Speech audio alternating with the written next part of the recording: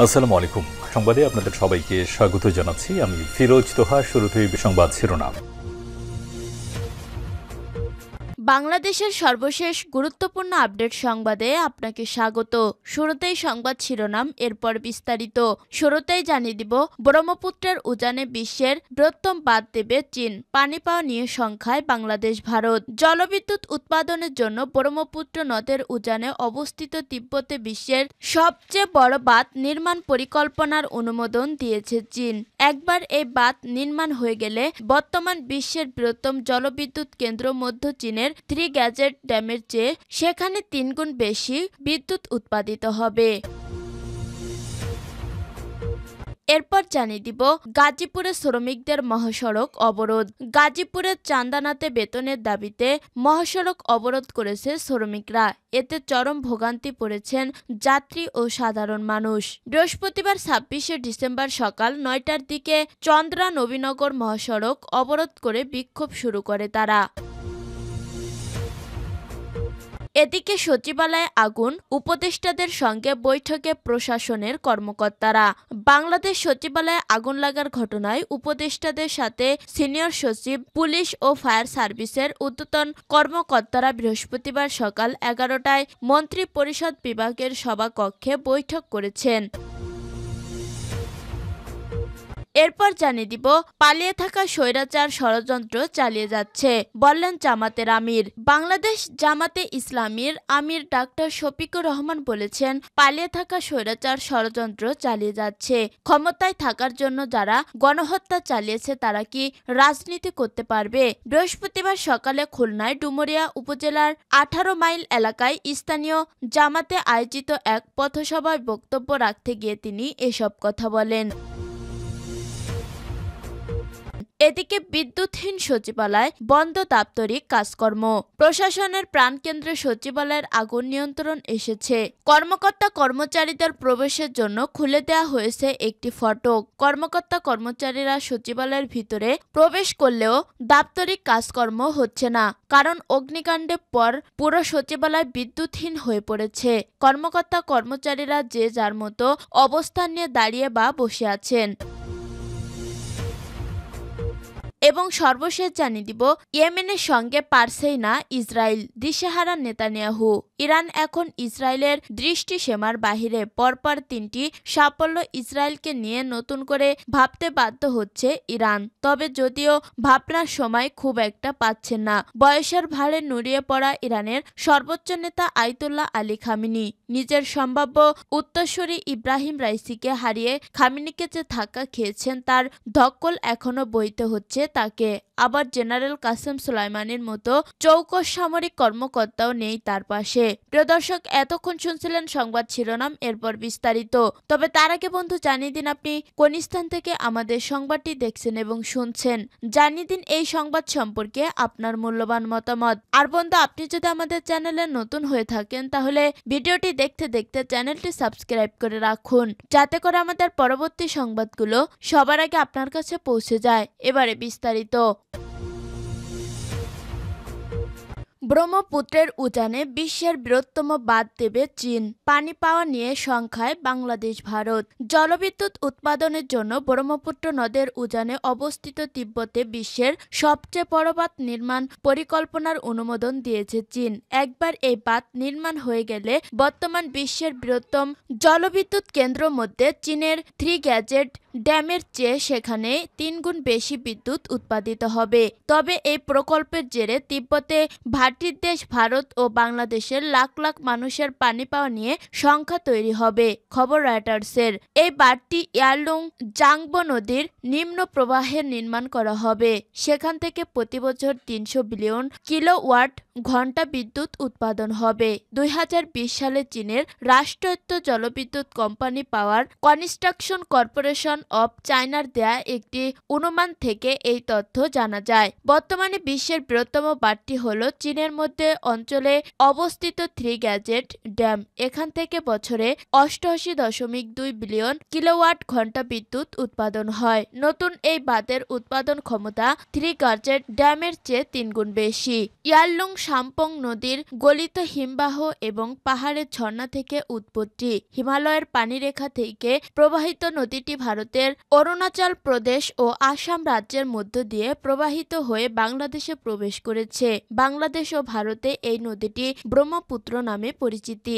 এই কারণে ভারত ও বাংলাদেশ এই বাঁধ নির্মাণ নিয়ে উদ্বেগ প্রকাশ করেছে। প্রকল্পটি স্থানীয় বাস্তুতন্ত্র ও নদীর নির্মাণধারে পানির প্রবাহ ও পথ পরিবর্তন করতে পারে বলে নিজেদের শঙ্কার কথা জানিয়েছে দেশ দুটি। তবে চীনা কর্মকর্তাদের দাবি, তিব্বতের জলবিদ্যুৎ প্রকল্পগুলো প্রবেশ বা নদীর নিম্ন প্রবাহে পানি সরবরাহের উপর বড় কোনো প্রভাব ফেলবে না। এছাড়া ইয়ারলুং জাংবো নদীর ব্রহ্মপুত্র উজানে চীন ইতিমধ্যে জলবিদ্যুৎ উৎপাদন শুরু করেছে এবং আরও প্রকল্পের পরিকল্পনা করেছে। বুধবার 25শে ডিসেম্বর চীনের রাষ্ট্রীয় বার্তা সংস্থা সিনহুয়া জানিয়েছে, বাঁধটি চীনের কার্বন নিঃসরণ শীর্ষে পৌঁছানোর এবং কার্বন নিরপেক্ষতার লক্ষ্য পূরণের গুরুত্বপূর্ণ ভূমিকা পালন করবে। এটি প্রকৌশল সহ সংশ্লিষ্ট শিল্পগুলোকে উৎসাহিত করবে এবং তিব্বতে কর্মসংস্থান সৃষ্টি করবে। গাজীপুরে শ্রমিকদের মহাসড়ক অবরোধ। গাজীপুরের চান্দানাতে বেতনের দাবিতে মহাসড়ক অবরোধ করেছে শ্রমিকরা। এতে চরম ভোগান্তি পড়েছেন যাত্রী ও সাধারণ মানুষ। বৃহস্পতিবার 26শে ডিসেম্বর সকাল 9টার দিকে চন্দ্রনা নবীনগর মহাসড়ক অবরোধ করে বিক্ষোভ শুরু করে তারা। শ্রমিকরা জানায়, হার্ডি অ্যাসোসিয়েটেড কারখানার শ্রমিকদের বেতন না দিয়ে মালিক পক্ষ উধাও। 2 মাসের বেতন বকেয়া থাকায় বাধ্য হয়ে সড়ক অবরোধ করেছে। মালিক পক্ষ না আসা পর্যন্ত অবরোধ চালিয়ে নেওয়ার ঘোষণা তারা। এদিকে শিল্প পুলিশ বলছে, মালিক পক্ষ ও শ্রমিকদের সঙ্গে আলোচনা করে সমস্যা সমাধানের চেষ্টা চলছে। প্রসঙ্গত একই দাবিতে গত সোমবার ও মঙ্গলবার বিক্ষোভ করেছেন শ্রমিকরা। গতকাল বুধবার 25শে ডিসেম্বর বড়দিন উপলক্ষে কারখানা বন্ধ ছিল। আজ বৃহস্পতিবার কারখানা খুললে একই দাবিতে শ্রমিকরা মহাসড়ক অবরোধ করে বিক্ষোভ করে। সচিবালয়ে আগুন, উপদেষ্টাদের সঙ্গে বৈঠকে প্রশাসনের কর্মকর্তারা। বাংলাদেশ সচিবালয়ে আগুন লাগার ঘটনায় উপদেষ্টাদের সঙ্গে সিনিয়র সচিব, পুলিশ ও ফায়ার সার্ভিসের ঊর্ধ্বতন কর্মকর্তারা বৃহস্পতিবার সকাল 11টায় মন্ত্রিপরিষদ বিভাগের সভাকক্ষে বৈঠকে বসেছেন। বৈঠকে অংশগ্রহণ করেছেন স্বরাষ্ট্র উপদেষ্টা লেফটেন্যান্ট জেনারেল অবসরপ্রাপ্ত মোহাম্মদ জাহাঙ্গীর আলম চৌধুরী, গৃহায়ন ও গণপূর্ত মন্ত্রণালয়ের উপদেষ্টা আদিলুর রহমান খান, পরিবেশ, বন ও পানি সম্পদ উপদেষ্টা সৈয়দা রেজাওয়ানা হাসান, মুক্তিযুদ্ধ বিষয়ক মন্ত্রণালয়ের উপদেষ্টা ফারুকী আজম, সমাজ কল্যাণ উপদেষ্টা শারমিন এস মুর্শিদ এবং পল্লী উন্নয়ন ও সমবায় উপদেষ্টা আসিফ মাহমুদ সজীব ভূঁইয়া। প্রাথমিক তথ্য অনুযায়ী জানা যায়, সচিবালয়ের 7 নম্বর ভবনে বেশ কয়েকটি গুরুত্বপূর্ণ মন্ত্রণালয় সহ বিভাগের অফিস ছিল।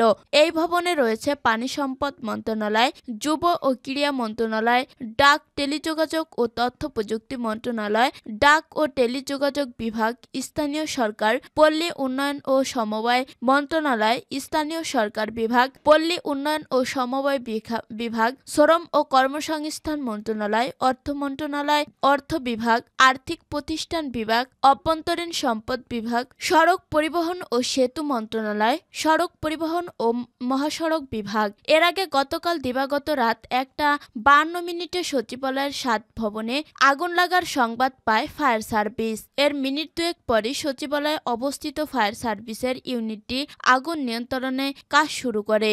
আগুনের তীব্রতা বাড়লে একে একে ফায়ার সার্ভিসের 19টি ইউনিট কাজ যোগ দেয়। পরে 6 ঘন্টার চেষ্টার পর বৃহস্পতিবার সকাল 8:05 আগুন নিয়ন্ত্রণে আনে ফায়ার সার্ভিস।